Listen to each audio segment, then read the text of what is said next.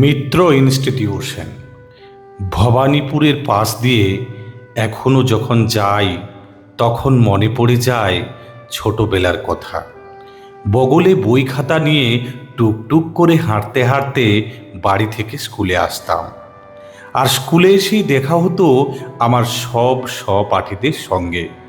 সুভাষ, রামকৃষ্ণ, পরিমল, শ্যামসুন্দর, দেবকুমার, প্রফুল্ল আরও অনেক অনেক সহপাঠী। সমরেশও ছিল, তবে ও পড়তো আমাদের থেকে 2 ক্লাস নিচে। স্কুলের পড়াটা তো নিয়মিত করতেই হতো, এ ব্যাপারে আমরা সব সময় সজাগ থাকতাম। এরই ফাঁকে ফাঁকে সাহিত্য আর সঙ্গীতের দিকে মন টানত। ছোটবেলা থেকেই ছিল গানের ঝোঁক, শুনে শুনে তখন গান শিখে গাইতে পারতাম।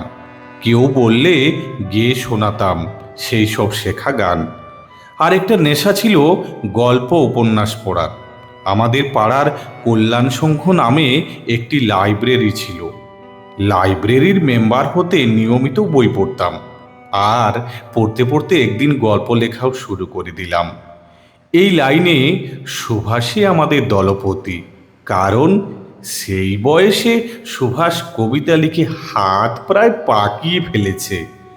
এসব যখন চলছে তখন আমরা সেকেন্ড ক্লাস, অর্থাৎ এখনকার ক্লাস 9-এর ছাত্র। এই সময় গল্প লেখার সঙ্গে আমার গানও পুরো দমে চলছে। কেউ বললে গেয়ে শোনাচ্ছি। তখন সুভাষই একদিন আমাকে নিয়ে গেল অল ইন্ডিয়া রেডিও অফিসে। রেডিও অফিসে কর্মকর্তাদের একজনের সঙ্গে ওর জানাশোনা ছিল।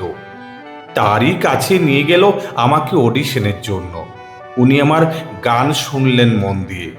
গান শুনিয়ে আমি আর সুভাষ ফিরে এলাম। তারপর একদিন রেডিও অডিশনে পাশ করার খবর এলো। আমি খুব খুশি, আর সুভাষ তো আমার থেকেও খুশি। তারপরই এলো রেডিও প্রোগ্রাম। গেলাম গান গাইতে রেডিওতে। সে এক অজানা অনুভূতি। প্রথম রেডিও প্রোগ্রাম করে বাড়ি এসে শুনলাম গান নাকি ভালোই গেয়েছি। সব সম্ভব হলো সুভাষের জন্য। ওরই লেখা গান সেদিন রেডিওতে গেয়েছিলাম।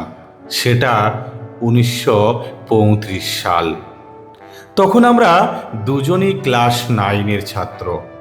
এখন ভাবতেও অবাক লাগে ওই বয়সে কি করে এতটা এগোতে সাহস পেয়েছিলাম।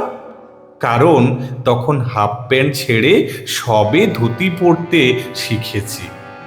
এরপর তো আমরা ম্যাট্রিক পরীক্ষা দিয়ে স্কুল ছাড়লাম 1937 সালে, এবং সহপাঠীদের সঙ্গে ছাড়াছাড়ি হয়ে গেল।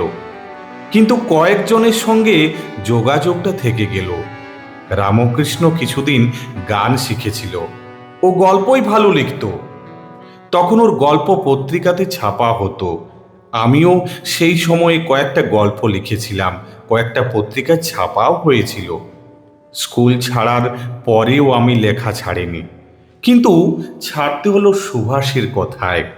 ও একদিন বলল, হেমন্ত, এবার লেখা ছেড়ে গানের দিকে পুরোপুরি এগিয়ে যা, তোর মধ্যে প্রচুর সম্ভাবনা। সেই সুভাষ শেষ পর্যন্ত শ্রেষ্ঠ কবিদের একজন হলো। প্রবন্ধ, গল্প, উপন্যাস এবং কবিতায় সমান দক্ষতা সুভাষের। কবি সুভাষ পৌঁছে গেল শীর্ষস্থানে, আর আমি গান গেয়ে হলাম হেমন্ত মুখোপাধ্যায়। তবে কতটা কি হয়েছি তা আমি বলতে পারবো না।